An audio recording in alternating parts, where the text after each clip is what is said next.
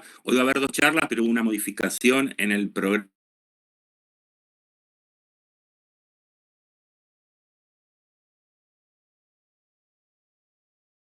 Marcelo Saz el día y por eso va a dar hoy. Así que los dejo primero con uno de los coordinadores del módulo, el doctor Daniel Badosa, a quien saludo. Daniel, buenas tardes, ¿cómo estás?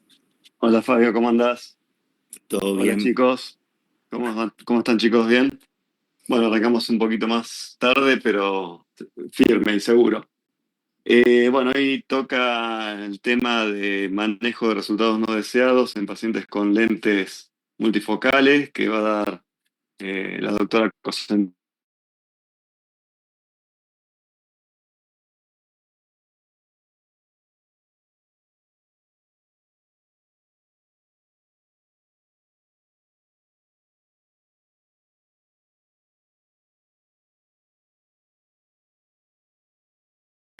ALACSA, la Asociación Latinoamericana de Catarata, Perspectiva Córnea y Catarata. Eh, Primera autora de libros, autora de numerosos capítulos, trabajos de investigación, de los primeros de Excimer hace unos años.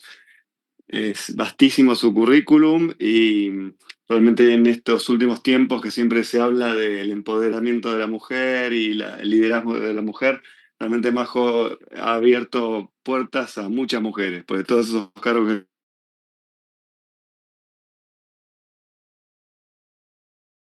bueno, realmente es un honor presentarla yo mismo. Majo, arrancás cuando quieras.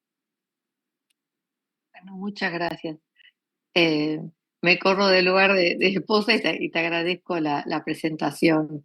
De paso, los invito el año que viene a la versión que hace la UBA, la cual nos enorgullece hacer la dirección de la diplomatura, la primera diplomatura en cirugía refractiva, que creo que les puede ser muy útil y contamos con un equipazo para eso. De paso, también agradezco el apoyo de la SAO junto con otras sociedades científicas de toda Latinoamérica para haber hecho ese proyecto realidad. Vamos a hablar del manejo de resultados no deseados en pacientes cuando son implantados con lentes intraoculares. Lo más importante es la actitud que tomamos del paciente insatisfecho. Eso es lo más importante.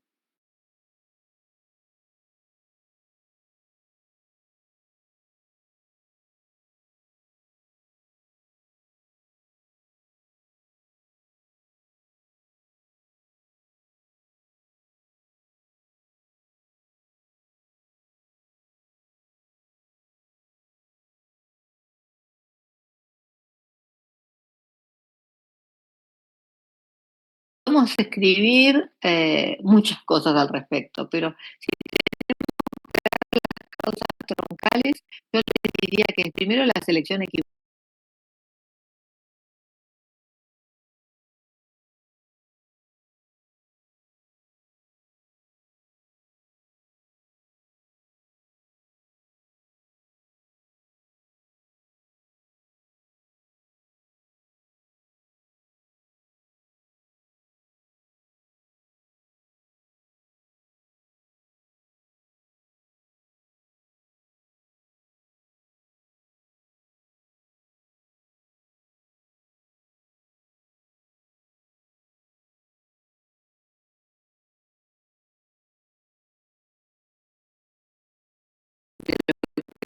Estamos dando. Segundo, es muy común no diagnosticar un diámetro pupilar grande, que eso todas las más aberraciones de alto orden, que conspiran fervientemente con los implantes y los diseños de las tecnologías multifocales que tenemos hoy en día. Tercero, si hay debilidad celular o pseudofoliación, lo cual no causa un buen centrado del implante, una superficie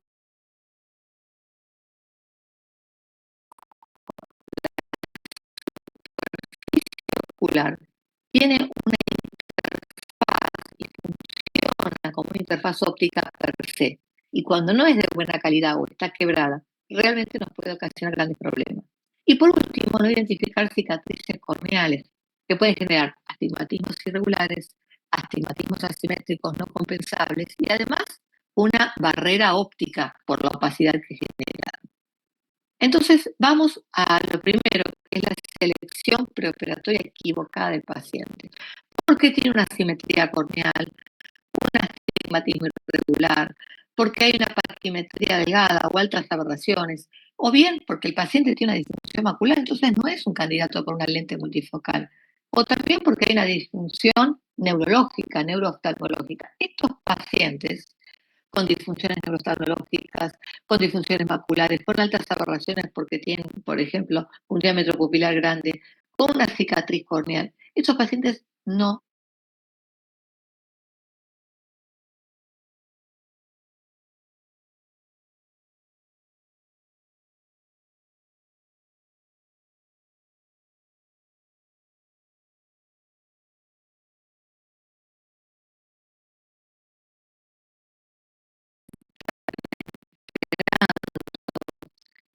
Puede ser que con baja necesitan una cierta iluminación de base para que esa tecnología multifocal funcione. Puede ser que haya una disminución de la sensibilidad de contraste, aumento de glare y halos o fenómenos fóticos. Entonces, si es un paciente que suele manejar mucho en autopista por la noche, no es un buen candidato. O si es un paciente que suele manejar mucho per se, que depende mucho su actividad del manejo, hay que charlarlo muy bien por estos fenómenos fóticos que pueden aparecer y la posible necesidad de un retoque cuando existe una metropía residual o que usen anteojos complementarios. Esto hay que hablarlo antes.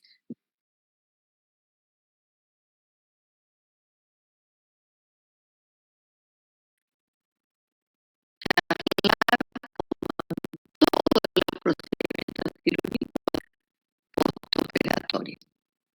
Bien, entonces, cuando hablamos de selección equivocada, tenemos una ambliopía preoperatoria, hay que charlar su capa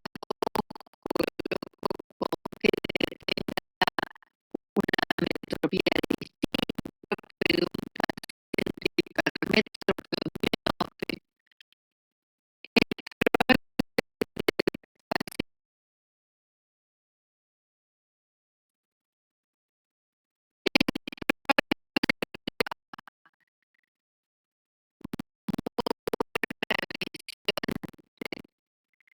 Con su visión lejana postoperatoria.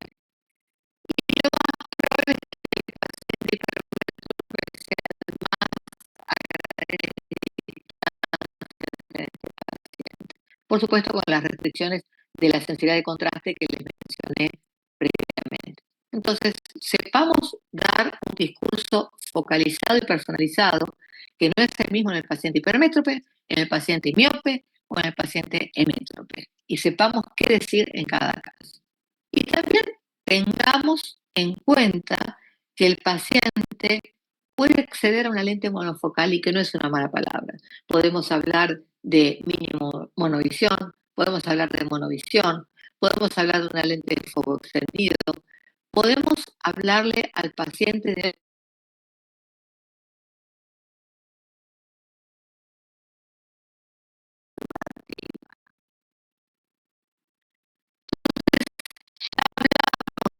la primera causa de disconfort e insatisfacción.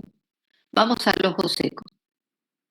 El ojo seco evaporativo y la disfunción meibomiana es una de las principales causas de alteración de la superficie ocular. Y esto debe ser examinado preoperatoriamente para saber qué interfaz óptica, la primera de hecho, de todo el sistema ocular óptico, cómo es la interfaz óptica de la superficie.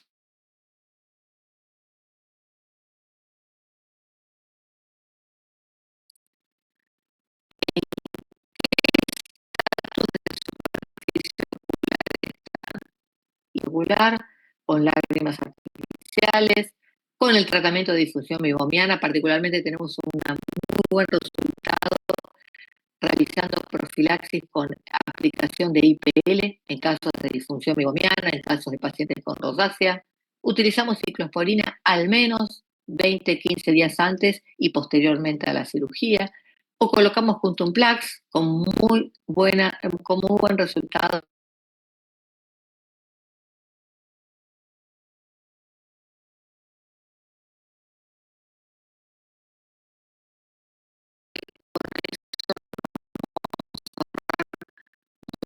de dolores de de lentes multifocales y evitarnos muchos dolores de cabeza en pacientes que con una lente multifocal premium de primera marca, con una cirugía impecable, no están conformes. ¿Por qué? Porque la superficie ocular es la que está alterada. Vamos a la tercera causa, que haya un error refractivo residual. Y podemos tener hipermetropía, miopía o astigmatismo residual a la implantación de la lente multifocal. Y en ese caso nos planteamos, si la metropía residual es baja, un retratamiento con excimer láser va a ser la solución y con muy buena predictibilidad y muy buen resultado, ya sea una metropía hipermetrópica, miópica o astigmata, o una combinación de ellas. Por ejemplo, un astigmatismo miópico compuesto. Muchas veces hay que reposicionar la lente.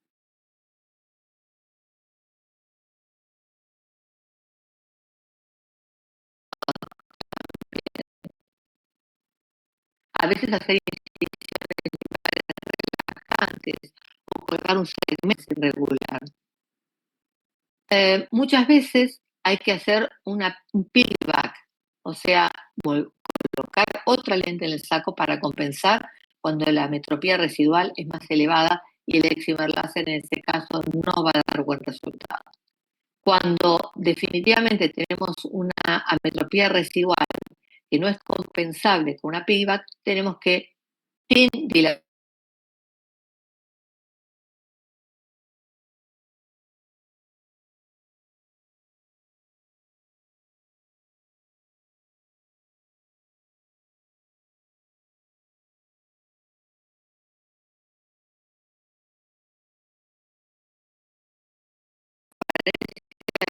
medio. Pueden ser varias las causas. La más frecuente es la opacidad de la cápsula posterior. También puede ser algunas alteraciones del cristalino per se. O sea, a ver, nosotros cuando sacamos el cristalino tenemos una cirugía de facomulsificación y con eso implantamos la lente. Y hacemos una cirugía facorefractiva. Pero muchas veces esa cirugía de facorefractiva puede estar asociada las 4, 6, 8 semanas, 6,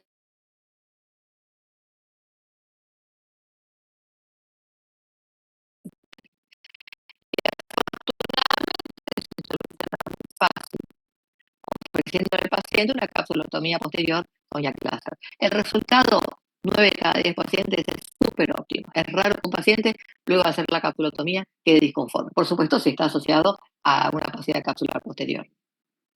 Otra de las causas de insatisfacción del paciente es el descentrado del implante, por una diálisis anular, porque hay una áptica fuera del lugar, porque hay una áptica en el sulcus, porque hay una ruptura capsular posterior, verificar esto intraoperatoriamente, porque hay un despliegue incompleto de una de las ápticas en el saco capsular, o bien porque también el paciente operado previamente con excimer láser tiene una ablación descentrada, entonces no va a tener una buena calidad visual, o porque el implante per se quedó descentrado aún sin tener las causas previas vigentes. Entonces, en este caso hay que hablar claramente con el paciente, reposicionar el implante, o si, dependiendo cómo están las ópticas,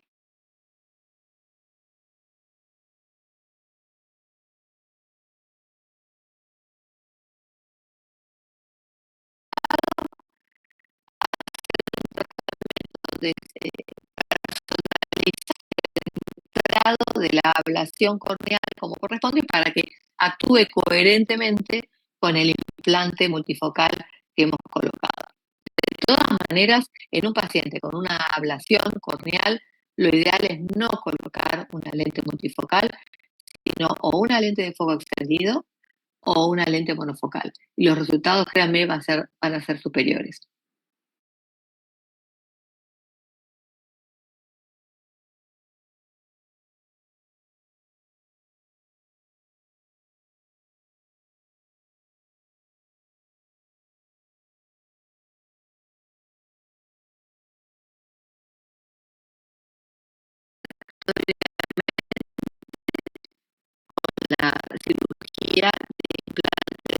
multifocal. Entonces, siempre en un paciente insatisfecho descartar que haya un edema macular cistoideo o que el paciente desarrolle una membrana hiperretinal posteriormente, que sucede, por supuesto, siempre descartarlo preoperatoriamente. En este caso, inhabilitamos el implante de una lente multifocal. Que el paciente haya desarrollado una maculopatía, vuelvo a decir, por supuesto, si el diagnóstico es preoperatorio, queda descartada la indicación.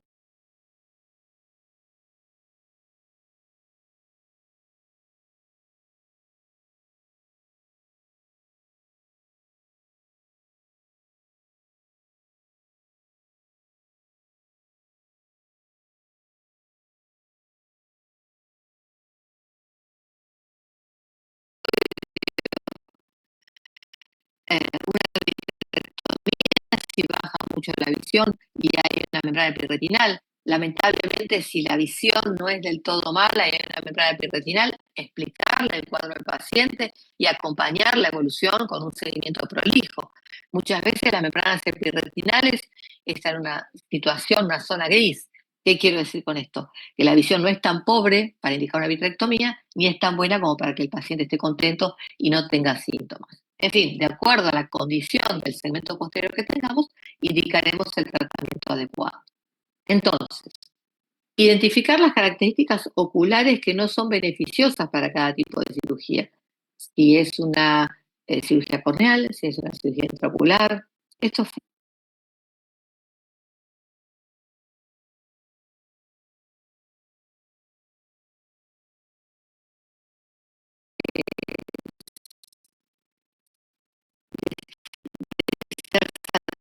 sea un buen candidato a un implante multifocal. Ver si es un paciente en un estado de depresión, en un estado de ansiedad, si toma psicotrópicos. Las lentes intraoculares multifocales no son para todos los pacientes y es nuestro deber hacer un buen análisis previo y aconsejar debidamente al paciente. El paciente puede venir con la expectativa de una lente multifocal, pero está en nosotros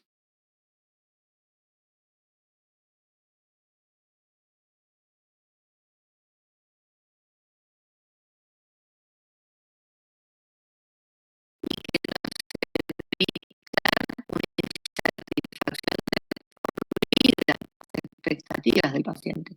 ¿El paciente quiere ver en todas las distancias perfecto? ¿El paciente fundamentalmente quiere manejar?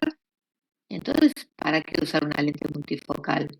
El paciente quiere sobre todo una muy buena visión de escritorio, esto es de la computadora a la lectura. Bueno, probablemente sea un buen candidato. El paciente dice que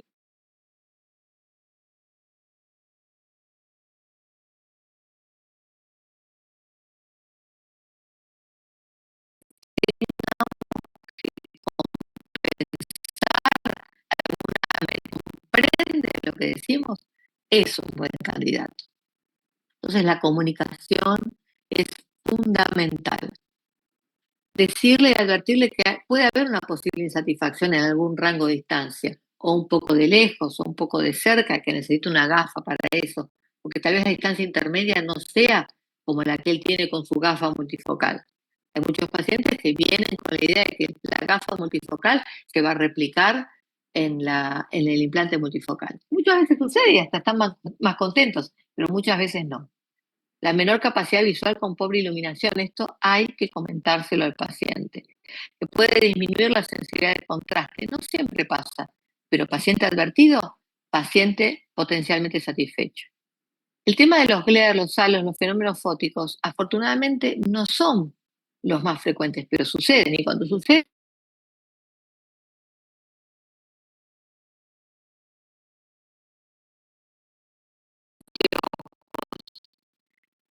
el paciente quirúrgico, láser o, en el peor de los casos, con algún sistema de piggyback con recambio. Es raro que esto suceda, pero está bien advertirle al paciente. O simplemente un anteojo, que el paciente advertido va a estar tranquilo, sabiendo que estaba dentro de lo contemplado. Esta es la llave del suceso, es la llave del éxito. Saber contemplar una buena comunicación con el paciente y guiar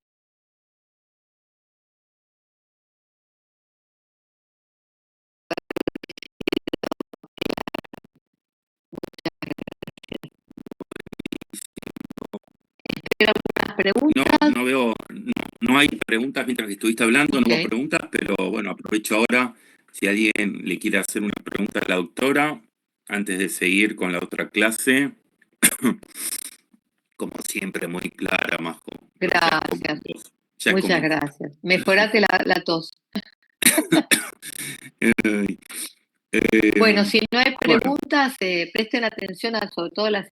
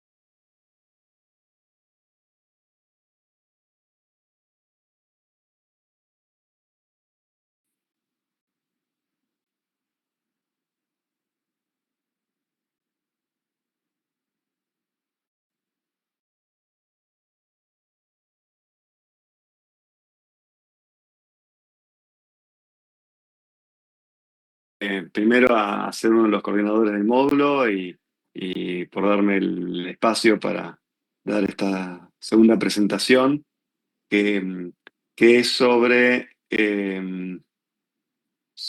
la... Ahí está. Se ve bien ahí, ¿no? sí, femto, Facu, sí. Perfecto. Bien. Espera que se ve acá. Yo en la pantalla tengo algo que no me deja ver las diapositivas. Yo no lo veo eso, Dani. No, yo lo veo.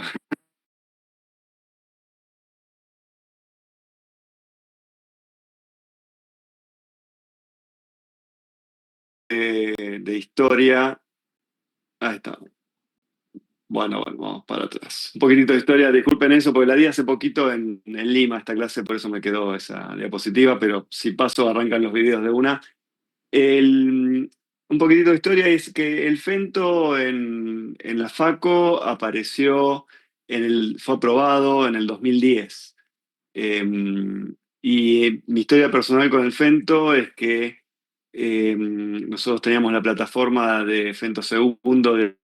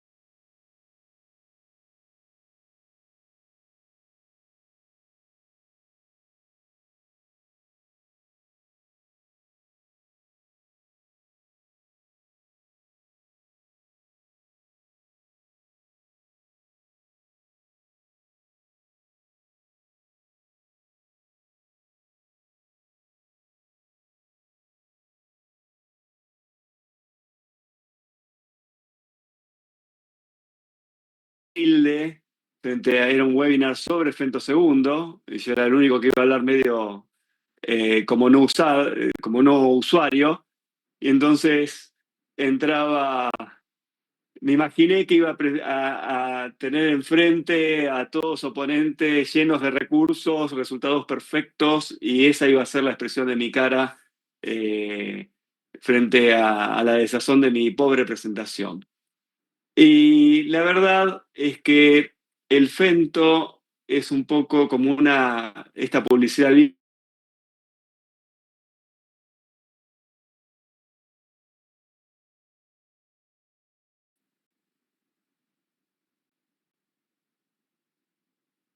Y ese era el eslogan de Grundy, que era caro pero el mejor. Y realmente uno tiene en mente eso cuando habla de Fento segundo.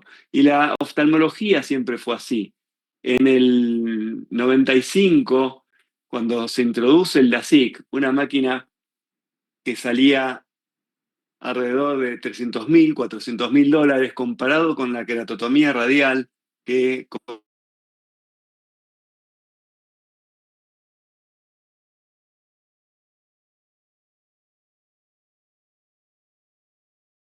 es tan notoria que automáticamente la RK en meses dejó de ser practicada. Es decir, no tenemos duda de que cuando surge algo mejor, no importa lo que haya que invertir, tratamos de hacerlo porque queremos dar lo mejor para nuestros pacientes. Y algo parecido también ocurrió con la evolución de la cirugía de catarata, porque cuando Ridley inventa la lente intraocular, si bien tardó en popularizarse, la lente intraocular resolvía los problemas de la afaquia, fundamentalmente la no visión sin corrección.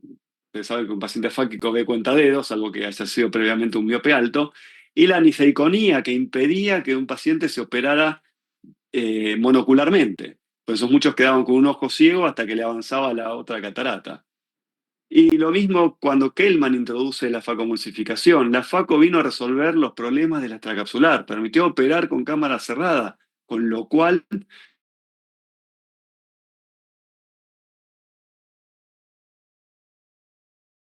el astigmatismo inducido, en especial cuando aparecen más adelante las lentes plegables.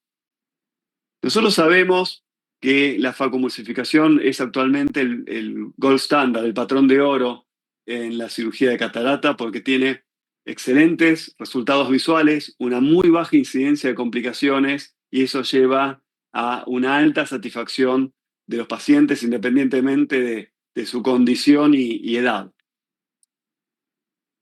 Y bueno, los primeros estudios publicados allá por el 2015, 2000,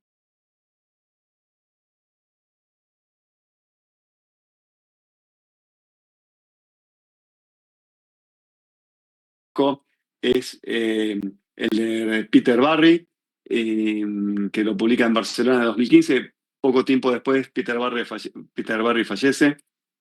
Y el segundo es este trabajo de Ike Ahmed, donde revisaron casi 15.000 ojos en un metaanálisis. Ustedes pueden ver que ellos ahí no encontraban diferencias entre los resultados del FLACS, que es la cirugía con Fento segundo, y los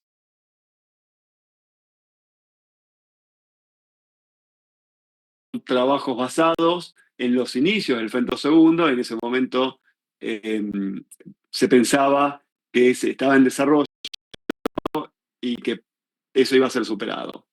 Y siguieron un montón de trabajos. Acá tienen 2018, 2014, todos trabajos que iban demostrando que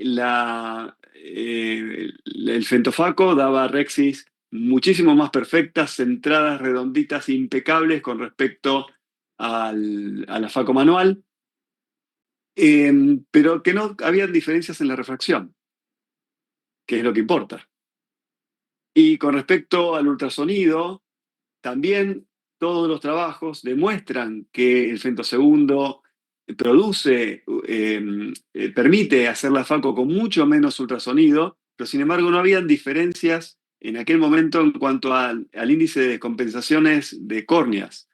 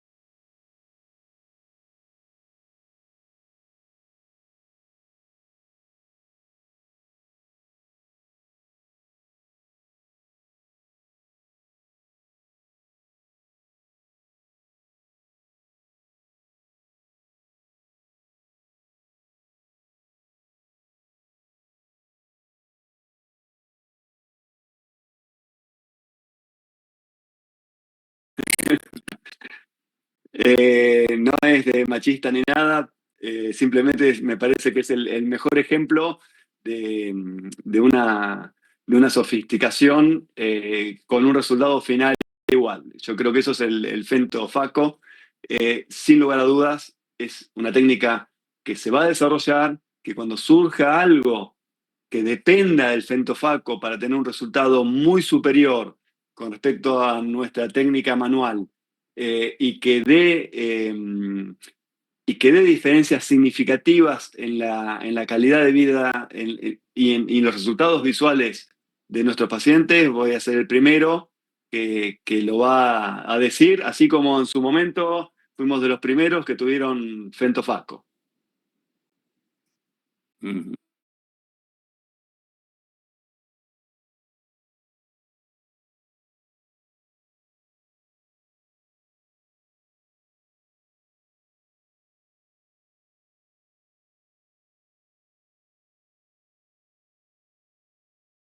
Muchas veces se maneja por el marketing, entonces en su momento eh, el fentofaco era la opción para tener la faco refractiva más precisa que existía. Y después se vio que no era así, entonces ahora el fento está marketingado para los casos difíciles. Eh, Se van como acomodando las cosas. Sin lugar a dudas, en casos muy complejos es una ayuda, pero por eso